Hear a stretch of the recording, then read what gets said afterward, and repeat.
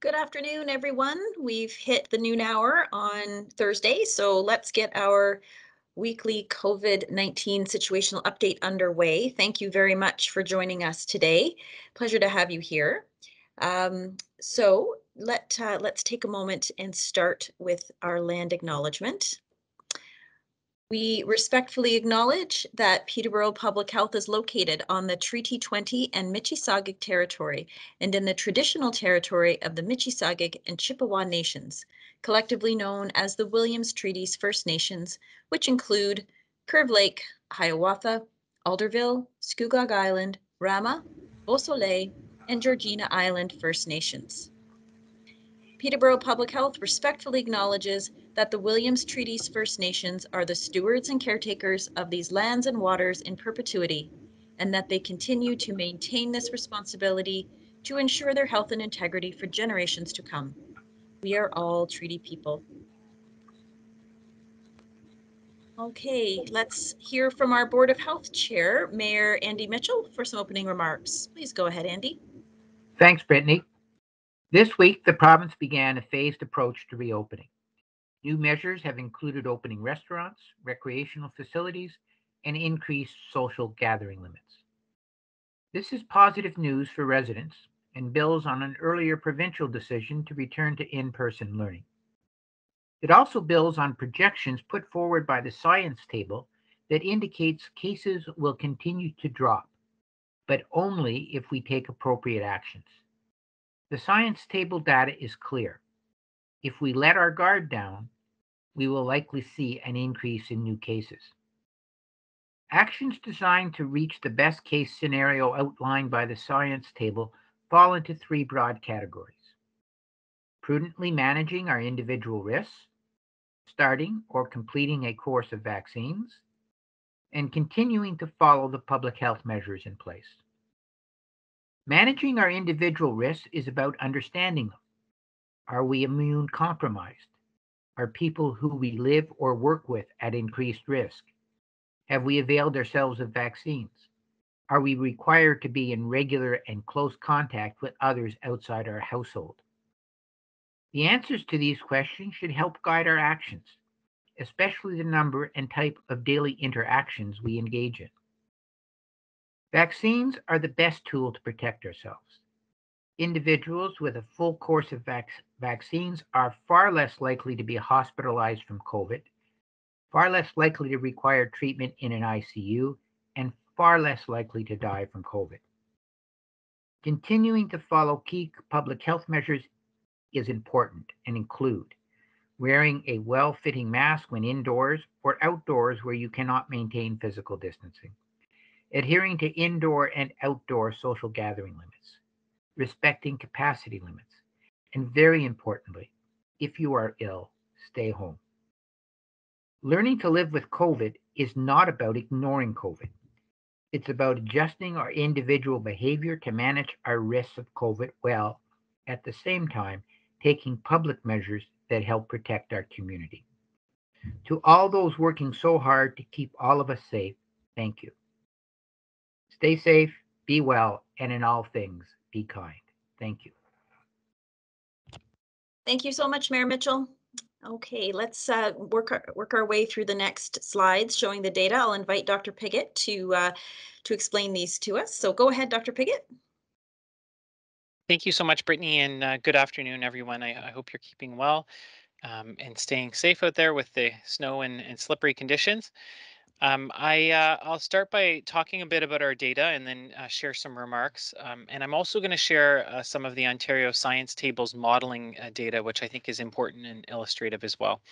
To begin here with our vaccination rates, they are continuing to increase slowly. Our total population eligible with 2 doses is just shy of 82%, and we're nearly at 60% for our 3rd doses. But really, especially on the 3rd dose front, I think we need to do everything that we can to continue to help improve that number, that 60% number, and keep increasing it, because we know that the boosters are not only important to preventing more severe disease and death from COVID-19, but also to stopping the transmission of the infection in our community more broadly.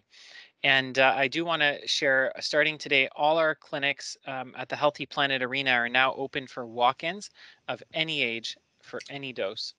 Beginning tomorrow, we will also have a clinic in Buckhorn where walk-ins will be welcomed, and you can check in on our website to see how to access appointments. But we are really trying to do everything we can to make them as accessible as possible at this stage. On to our next slide here, you can see one area that we really still want to keep working and encouraging people to come forward in is in our 5 to 11-year-olds. They've had at least one dose, just over 50% of them. And it is good to see that we've had a 10% jump on our second doses from last week, which is people starting to become eligible and get their second doses. But really, with schools continuing to be open and protecting kids as much as possible in them, the vaccine is the most important tool in our toolbox for those who are eligible.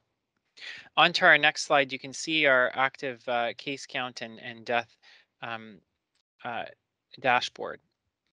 I want to share my condolences for the most recent deaths that we reported yesterday, and the fact that really this week we've now reached a very tragic landmark, which is passing 50 deaths in our community. And since early in December, we've seen a doubling of deaths for reasons that I discussed in more detail last week.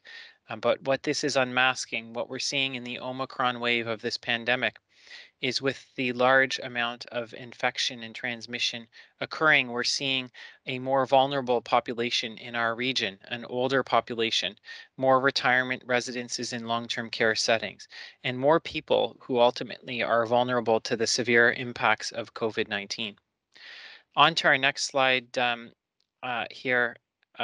The hospitalizations continue to be concerning. It shows that there are 20 inpatients currently, and that the hospital is doing great work to continue to manage the outbreaks that they are encountered with.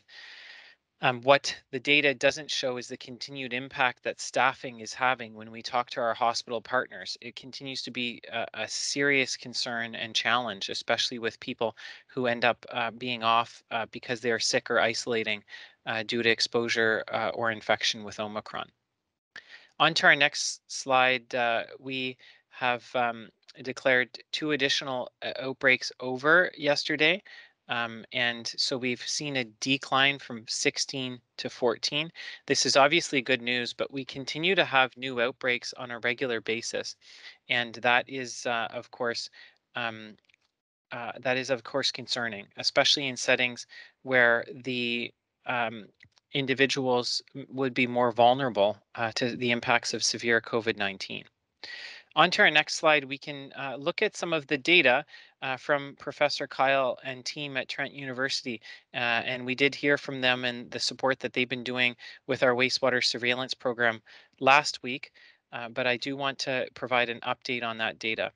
What it shows overall is that we've seen a recent bump, and you can see a smooth line. So the dark blue line is the smooth line because of individual daily fluctuation. There's a bunch of factors, as Professor Kyle has told us, including stormwater and temperatures that can impact the levels detected. But what we've seen clearly is a trend towards an increase after a steady decline.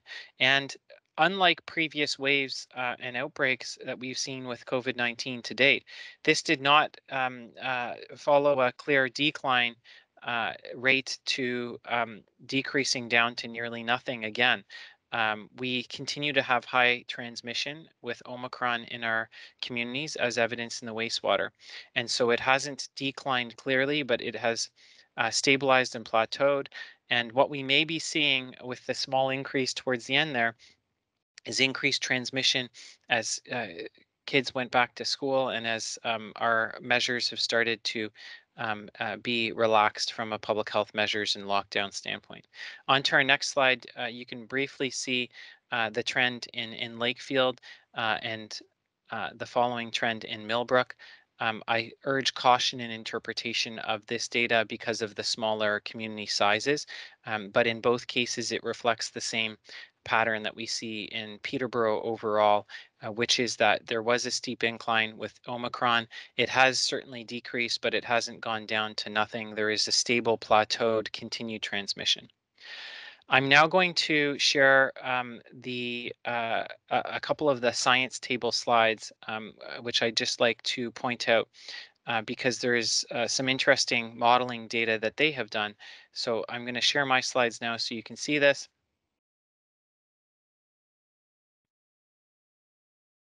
And we're good, Brittany? Yep, looks good for me. So the reason I want to highlight this continued work from our provincial Ontario science table is that modeling is really important. Just because the weather's good outside now doesn't mean the weather will stay good, and that's why modeling, like weather forecasts, are important to knowing what is coming.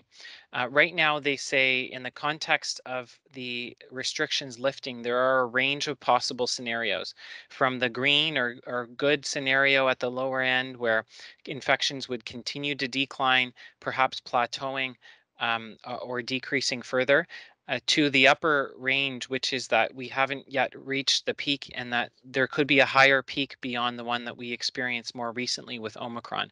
This is, of course, very concerning and should caution people to exercising caution in their activities and their decisions and the risks that they take, because continued precaution will be very important so that we follow a trend towards a lower line. The thing about modeling like this is it's all contingent on what people do and the actions each and every one of us take. And the path that we will follow will be dependent on those actions and those risks and the measures that we continue to take to prevent risk of infection. Uh, looking at the vaccination data, we continue to see a tremendous benefit of the vaccine for patients who are in hospital or in the ICU. You can see the higher line in orange demonstrating the rates in unvaccinated individuals and the rates in vaccinated individuals being dramatically lower.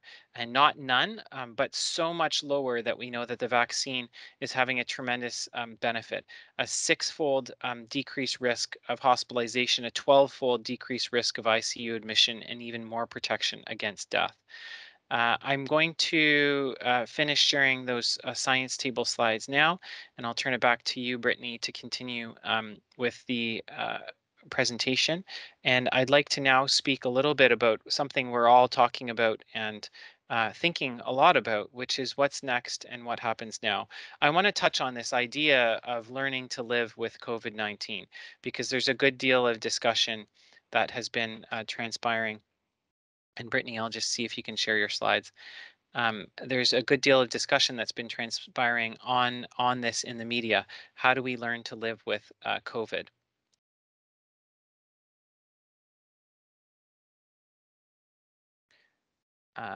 Sorry, not sure what's, there we go. yeah. Sorry. I shared my screen. Is this working now? I can continue unless it's working for you, Brittany. I think if you can just continue with your slides, I think that'll be best. Sounds good. Thanks. Okay. So what I want to talk about is what's been circulating in the media around learning to live with COVID-19 and the fact that we've been with this pandemic now for over 2 years, and it continues to be a significant challenge and impact. And as we've seen in the data that we have looked at on the Omicron wave, it's been the most deadly period in the pandemic to date. That being said, I think all of us agree there are parts of this and the virus that will be here to stay and that we need to learn to live with. But what I want to mention is that the transition that is happening now, with the vaccine having been so protective and Omicron now more mild than previous variants, the transition we're seeing is that people who are more vulnerable in our communities are the ones that are going to pay with hospitalizations and deaths. And despite the fact that it will overwhelmingly impact people who are more vulnerable, including not only the elderly, but people who are immunocompromised, have medical risk factors for severe COVID, or who, for their own decisions, haven't yet become vaccinated. The pandemic will continue in its strength and negative impacts for those people. But it will continue based on the decisions that each and every one of us make. And so, as much as there has been lots of conversation and talk about the negative impacts about some parts of this pandemic response, namely the lockdowns, I and I want to share continued sympathy and empathy with those impacted, because we do not take this lightly, and the provincial government in its decisions around measures does not ever take these decisions lightly, because they can impact people, social isolation, businesses, families, and they can have negative impacts. They've been necessary to save lives, no doubt about that, but they have negative impacts.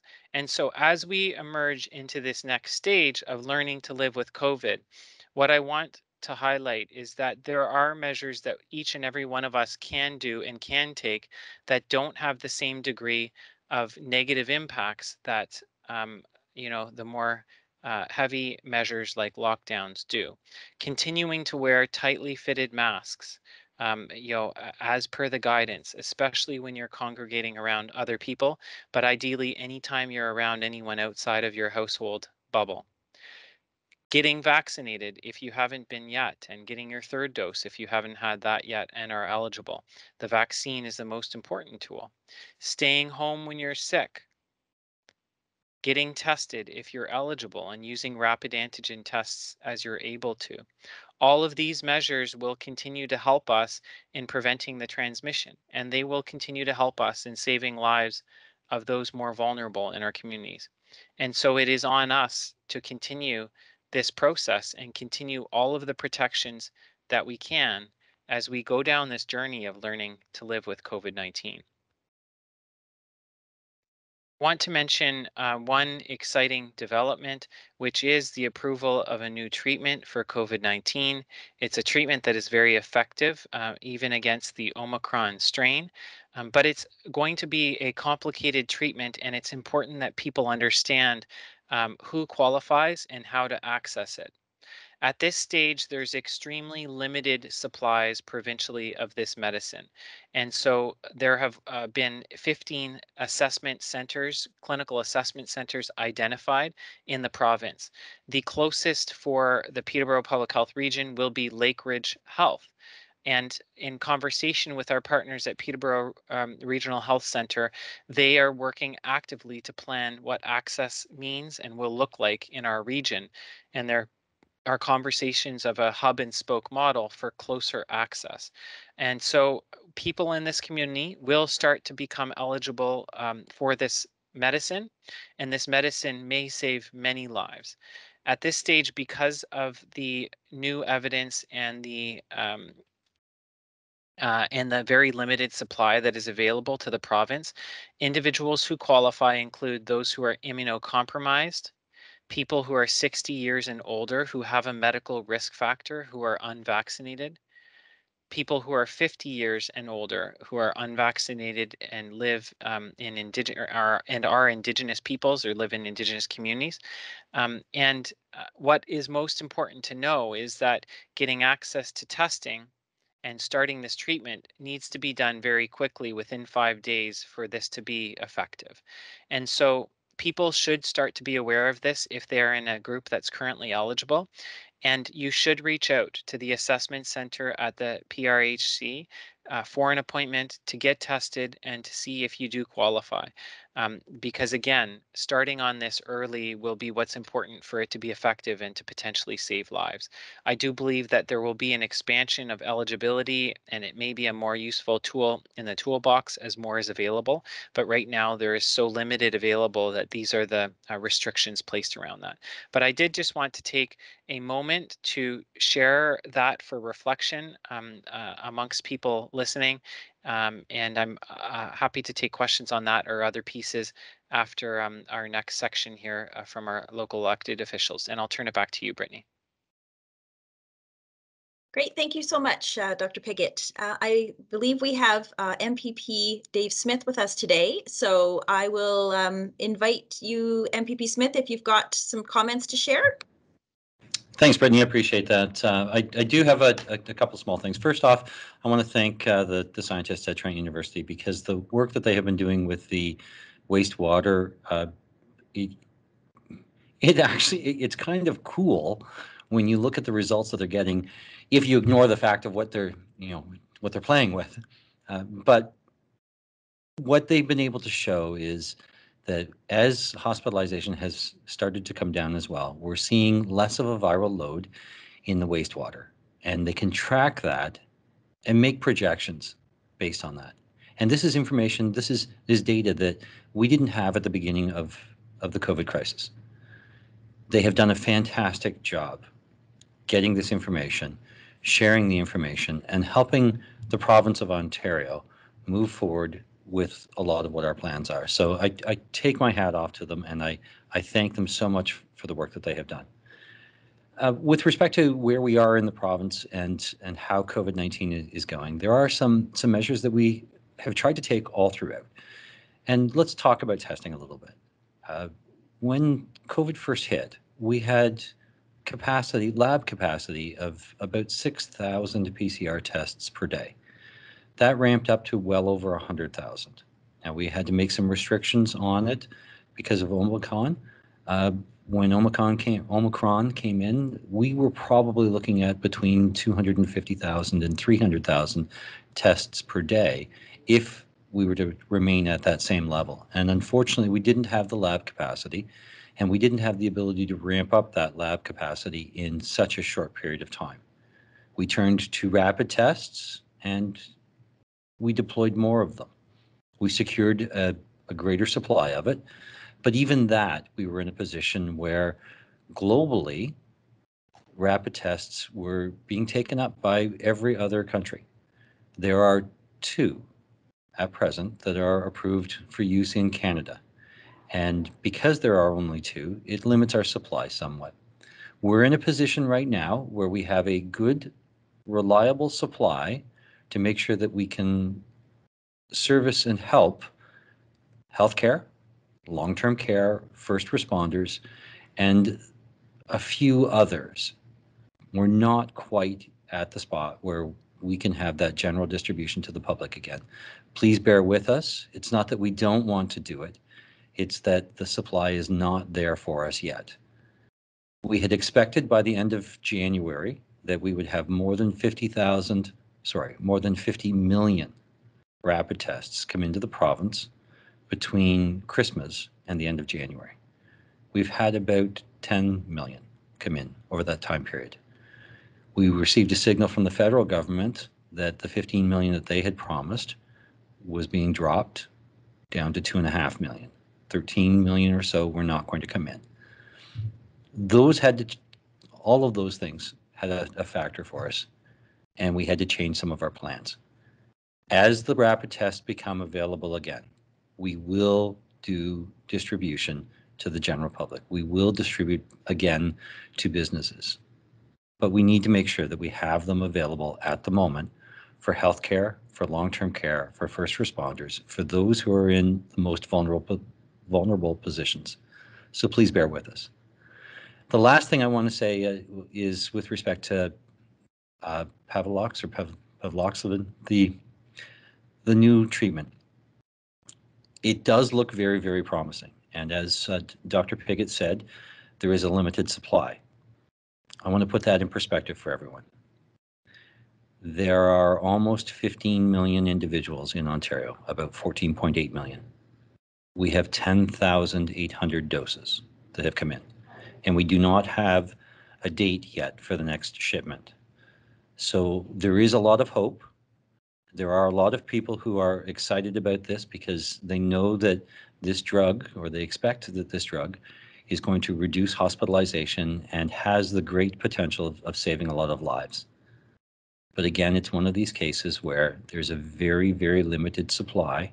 So we're prioritizing it for those who would most likely have a case of COVID that would kill them.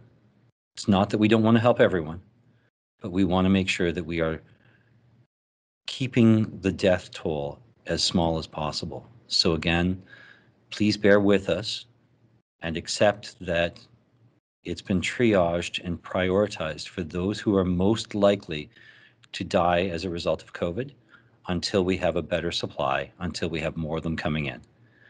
We don't have a date yet where the next shipment is coming in. There is an expectation that the manufacturer is ramping up and there will be more coming, just like with the vaccines. When we started getting vaccines originally just over a year ago, there was a limited supply. And as the manufacturers were able to increase their production, we've gotten to the point where we can vaccinate more than 30 or 300,000 people on a daily basis. We'll get there as well with the other drugs, but it will take a bit of time. I also want to thank Dr. Pigott for everything that he has done, the information that he has shared, the approach that he has taken has been extremely well received. I can't thank you enough, Dr. Pigott, for what you have done. And I can't imagine what it is like as a young father to have uprooted your entire family, moved halfway across the country to a small community as well to make sure that we're safe. So thank you for everything that you have done. That's all from me, Brittany. Thanks so much, MPP Smith. Thank you so much for joining us today. Okay, now we will get a chance to hear from our media guests. So I am going to start with our friends in radio. Matt Latour, I think you're with us today. If you've got a question for Dr. Pigott, please go ahead. I am. Mine has to do with this the COVID-19 treatment that's been discussed. I know we've talked a lot about getting vaccination rates up there. Now that there's a treatment for people that are unvaccinated, is there any worry that, it's almost incentive for people not to get vaccinated? I think there are two different ends of the equation, and I don't think it will be. It's prevention on one hand. We know that the vaccine is tremendously safe and effective at prevention, and it's treatment at the other end. Just because you can get a blood transfusion, after a car accident, doesn't mean you're not going to wear your seatbelt, drive safe, and wear an airbag. So those kinds of measures, the vaccine and all of the other tools in our toolbox to prevent, I think, will continue to be extremely important. And like MPP Smith has emphasized as well, the access to this medicine right now is extremely limited, and people should not be thinking about it as a panacea. Unfortunately, beyond the fact that it's limited, there is a fairly narrow group of individuals who will actually be able to qualify for this treatment, because there are some other medicines that if people are taking or medical conditions, it would preclude them from being able to get this due to interactions. So it's again, another tool in the toolbox. It'll be important. I do believe it'll save lives, but prevention and especially the vaccine remain our best strategy. And my other question was just, do you know any, and if I missed it, I'm sorry, I've been kind of in and out of this room. Is there any additional information on the most recent deaths locally as far as age, their gender, which variant they had? Brittany, I'm not sure if we have that compiled, or we can definitely get back to Matt on. I do have that information that I can send you, Matt. If there are specific ones that you're looking for, we can take that up offline if you like. Yeah, that would be great. I can shoot you an email. That's it for me. Thank you. Thanks, Super. Matt. Thank you, Matt. Okay, I see Jessica Nisnik is here with us from Global News. Do you have some questions today for Dr. Pigott? I do. Thank you, Brittany. And mine are going to be focused around the medicine as well. So, Dr. Pigott, sorry if I missed anything here, but so the medicine is to treat people with COVID? Yeah, the medicine is to treat people who have a confirmed diagnosis, either by a rapid test or a PCR test, of COVID-19, to prevent them from getting more severe disease and ending up in hospital or passing away from COVID. But again, it's a more limited group of people who are eligible for this.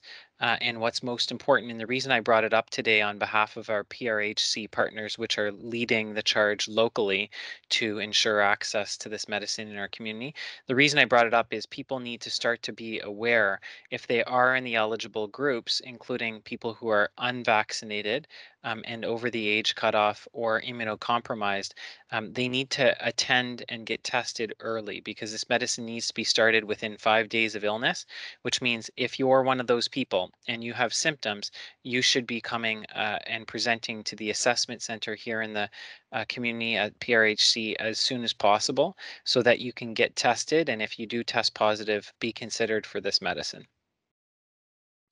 Okay, and do you know, can you fill us in a little more on what it's like? Is it oral? How many times would you have to take it? Yeah, it's a 5-day course of oral treatment. Okay, and is it just me, or did maybe I'm too focused on other things happening right now, but did we know this was coming out? Is this There was, there was some broader national media attention, no doubt, when the U.S. approved and then subsequently Health Canada approved this medicine. But in the current time period, it's in the early phases of rollout. So I just wanted to get out here and make people aware of it. I know that our link with Lake Ridge Health is working on the communications and promotion of this, as well as PRHC as the local arm of this. So I think we'll hear more in coming days, but I really just wanted to start to get the message out there, because if people aren't aware that there is this option, especially for people who are immunocompromised or unvaccinated, then they won't know that they do need to come for testing early so that they could potentially be a candidate. Well, this is amazing. One last question. I know you said it's early rollout. When can we see, when do you think we will see this being available for folks? I think that question is probably best directed to our hospital partners, PRHC. I don't have an exact date at this point, but I do know that it's soon and they're working tirelessly to set up the process for this. Okay, just two more questions. Lake Ridge is the closest place, but if someone wanted to go somewhere else, can they do that? Or is each area being directed to go to a certain place? There are protocols being set up depending on if somebody comes to see their family doctor first or to an assessment center. They will not need to necessarily go to Lake Ridge to have that process done. And what I would encourage people to do is to direct their questions, and as well, if they're qualified, to book an appointment if they do develop symptoms at the assessment center here at PRHC. And as soon as that's available, I know that they'll begin to ensure that patients have access to this treatment. But it will all be merging, and I anticipate more information will be coming, including from PRHC, in the coming days. Excellent. Very exciting news. My last question is for a colleague who's working on something else. She's working, when, in your opinion, do you see maybe mask mandates lifting? I think that's a policy question for the province. I'm not sure what the answer to that is now, Jessica. I know that masks continue to be a very safe and effective and minimally invasive opportunity to prevent the spread of COVID and to save lives through preventing transmission. I know that it can be cumbersome, but so was the seatbelt when we started wearing it. No, I don't think eventually we'll be wearing masks year round, year out. I think there may be times when people will want to wear them more than others. But from the standpoint of the provincial mask mandate, I'm the wrong person to answer that question. No problem. Just had to ask. Okay, thank you, Dr. Piggott. That's it for me. Thank you, Brittany.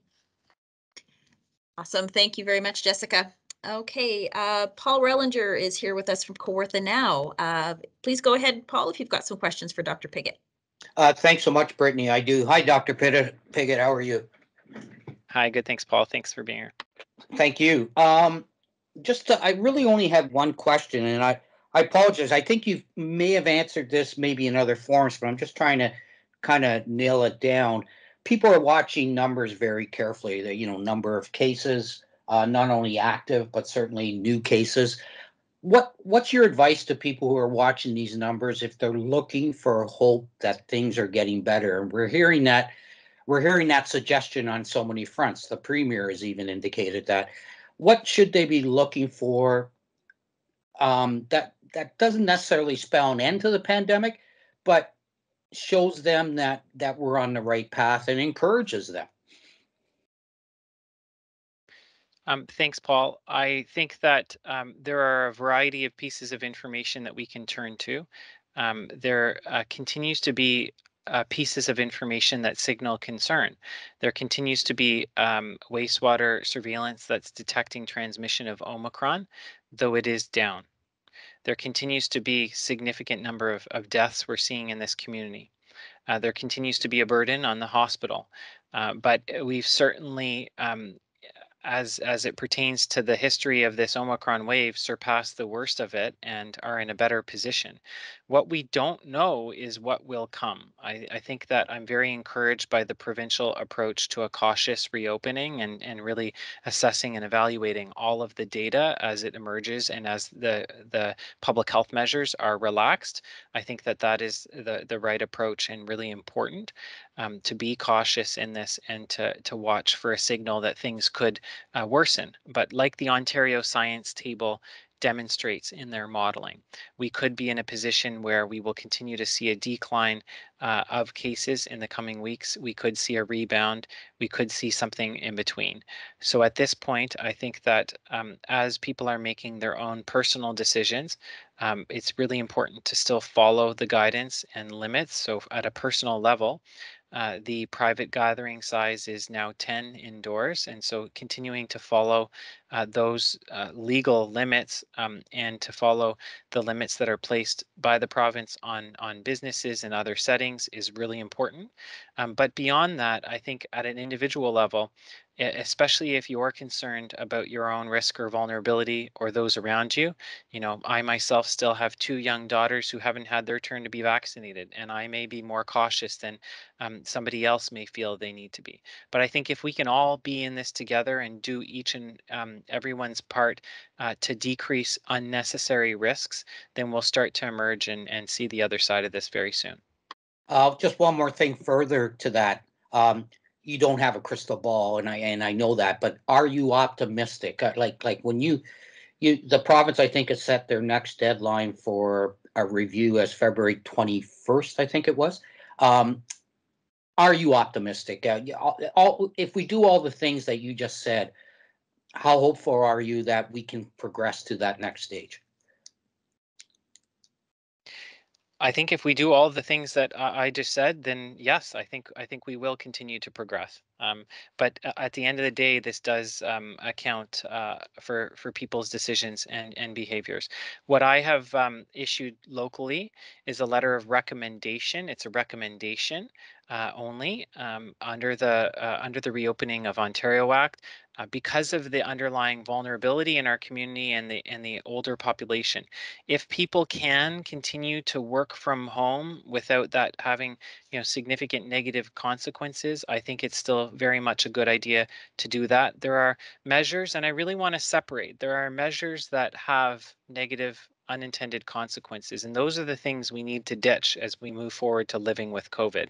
We can't keep impacting people, their isolation, businesses and families in our community in a negative way. But there are things each and every one of us can do. Getting vaccinated, wearing your mask, making sure you're adhering to the public health guidance, staying home if you're sick, seeking testing, using rapid testing if it's available.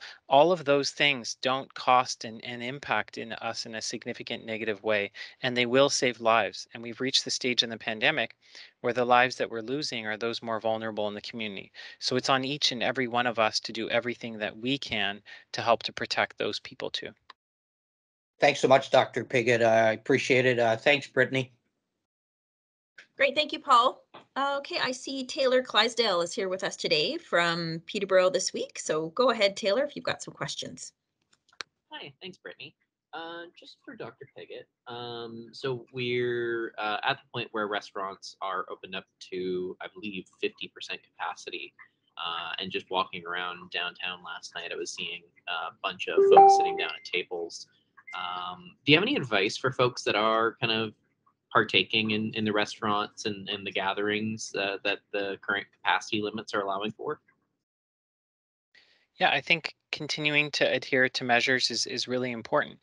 What I'll say, Taylor, is in the lead up, if you remember, just after a week after I started with the organization and moved here in December, I issued a letter of instruction to local businesses to try to take some additional enhanced measures, and the hope of that was acting early so that we could avoid further negative impacts and lockdowns. And I think continuing to take measures both at a business and patron side that decrease unnecessary risks is helpful.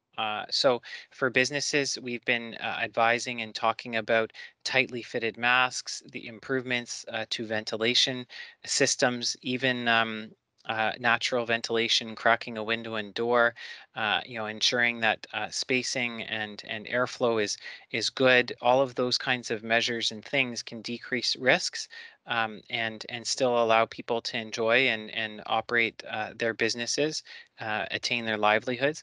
And from a patron standpoint, I think recognizing that by all of the rules and regulations and what the business has put in place.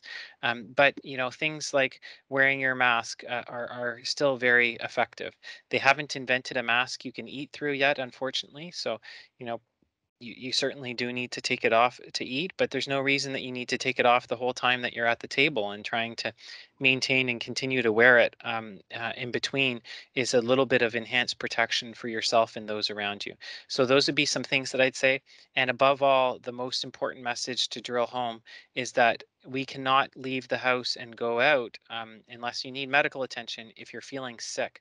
If each and every one of us could stay home when they feel sick, it won't prevent 100% of COVID because there's an important component where people don't have any symptoms at all, but it'll take a lot of the burden of transmission away. So certainly for people going out, please, if you are sick or if you're working, stay home. If you're sick, follow the isolation guidance, and that'll help to protect all of us. Okay, awesome. Thank you. I just had a question about booster shots and the likelihood that that at some point in the future we might be looking at fourth shots, or I guess it would be second boosters.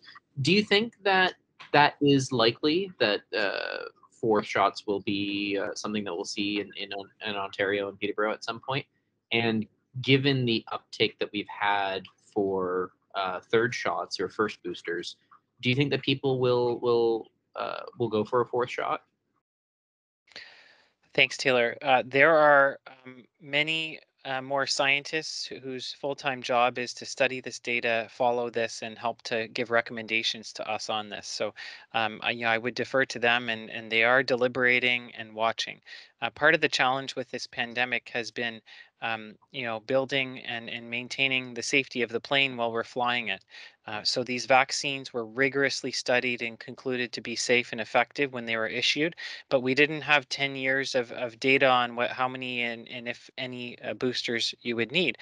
So those are scientific questions that continue to be part of the conversation. I think there is a possibility we will need additional doses. It's not to say it would be every year. It's not to say it would be many, but the science will tell us in time, and people will know, and we will recommend what the science tells us. I think at this stage it would be too premature to say, because there are a range of possible scenarios. One is that additional doses are helpful. Another one is that these mRNA vaccines may be tweaked and manufactured in a different way, which is something that happens with the flu shot every year. We tweak the strains that are in the flu shot to tailor it to what's circulating. With future variants, this may be the case. We know that this vaccine is still very good, but wasn't as good against Omicron as it was against previous strains. There are Omicron-specific mRNA vaccines that are in development now. That may be part of the conversation. There may be other vaccines that are effective against a multitude of variants that we may look at into the future. But I assure you there is a whole contingent of scientists and advisors working at a provincial and national level on these topics and these issues. And as soon as they know, they'll be recommending to us so that we can make sure everyone's protected. Okay, thank you. Just my last question here. kind of a crystal ball question, but I figured I'd ask it. But you know, you showed the provincial projections and said that there were a couple different possibilities for what could come after Omicron. But that those, what comes next is dependent on our own actions. Given our actions up to this point, what do you suspect is the most likely projection that is accurate? What do you think is going to happen next, given where cases and vaccinations are right now? With the Omicron wave and continued? Yes. I have a lot of faith that the vast majority of people in this community and in our region will continue to do their part to take measures to protect themselves and those around them. So I think that we're on the right track, and I think that we will continue to see this decline and progress. But my crystal ball broke a while ago. We need to be nimble and adapt to the evidence as it comes out, which is what the provincial governments indicated that they'll be doing with their cautious approach to reopening and review of the data. And so we will see, and at the end of the day, it depends on each and everyone's actions and us all doing our part. So I hope that people really do take that message to heart, and a little bit of slow and steady action and continued precautions now will prevent the yo-yo that we've seen in previous times of the pandemic from continuing, I think. I know a great crystal ball repair guy. I'll have my people contact your people. All right, perfect. That's all for me. Thank you so much. Thank you so much, Taylor. Okay, I'll invite Reg Watson from the Examiner. Any follow-up questions, Reg? Just a couple quick questions on other areas. First off, I've noticed that the cases lately have swung more to female than male. It's up to 53% female, whereas late last year there might have been slightly more male cases. I just wondered if there's anything you attribute that to. Is it just because there may be more women working in the high-risk settings, or is there any other factor that would cause the female cases to rise?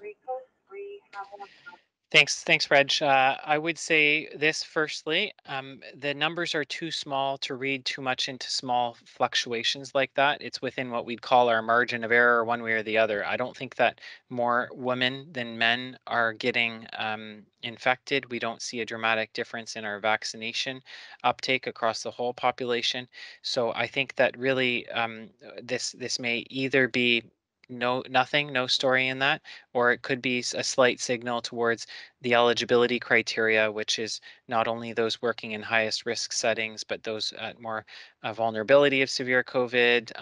And we know the average life expectancy of women is longer in Canada than men. And so broadly, the criteria may be selecting a little bit that way. But ultimately, at the end of the day, I'd say a few percent like that. It may swing again in the next coming days too. So we can't probably read too much into that. And just following up on that, do you expect the PCR testing to expand again in the near future now that maybe some of the daily cases are coming down a bit? I think questions on PCR eligibility and capacity are probably better directed towards our provincial government or our chief medical officer of health. I'm not sure at this stage. Okay, thank you. That's everything then. Okay, great. Thank you so much, Reg. And our tracker does show case breakdown by gender, and you can select different timeframes. So that might be another way to look at the data that might be helpful for you.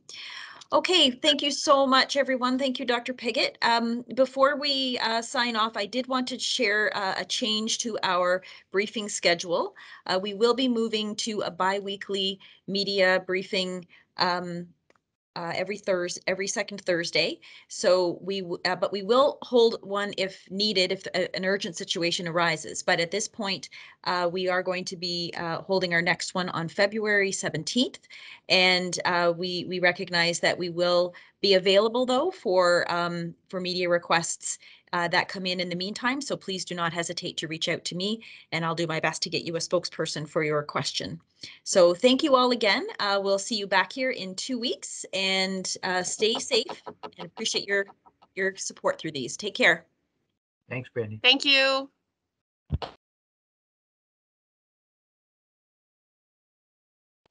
Thank you.